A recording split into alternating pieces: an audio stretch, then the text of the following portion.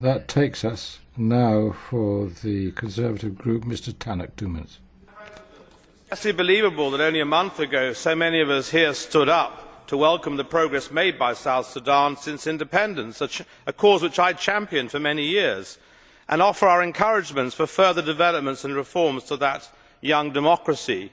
In the space of just a few short weeks, South Sudan has been brought to the brink by a combination of bitter political rivalries, anti-government discontent regarding the sharing of the oil revenues, and increasingly, most worryingly of all, inter-ethnic tensions. Astonishingly, what apparently began as a personal conflict or feud between Salva Kiir and Riek Machar has now claimed the lives of 10,000 people, with over 400,000 people displaced. This week's tragic ferry accident, in which a further 200 people drowned, demonstrates the desperation of so many South Sudanese citizens and the extreme lengths to which they will go in order to escape it. South Sudan has understandably, given its embryonic nationhood has always been rather fragile as a state and lacking in institutions, so it does still remain unclear how much pressure and bloodshed it can withstand without enduring a full scale collapse and becoming a failed state. Needless to say, the consequences of this would be catastrophic for its people, as well as extremely dangerous and destabilising for the entire region of the Horn of Africa.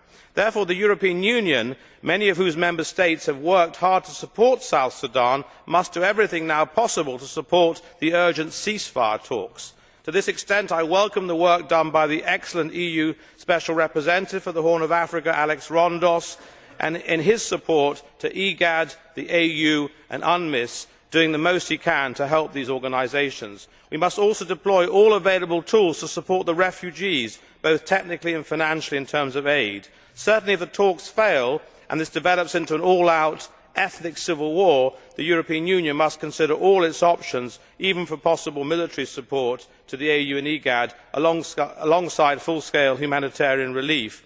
I do welcome the initiative from the African Union to set up an inquiry into the terrible human rights abuses last December. Last month I discussed one of South Sudan's key commodities, hope for the future. That must still hold true now, but it depends on the courage and statesmanship of the country's leaders. South Sudan cannot endure a bloody civil war again. For the sake of its citizens, we must do all that we can now to stop it. Thank you. Grazie. Thank you. For GUE, Sabine Lösing. 1.5 minutes.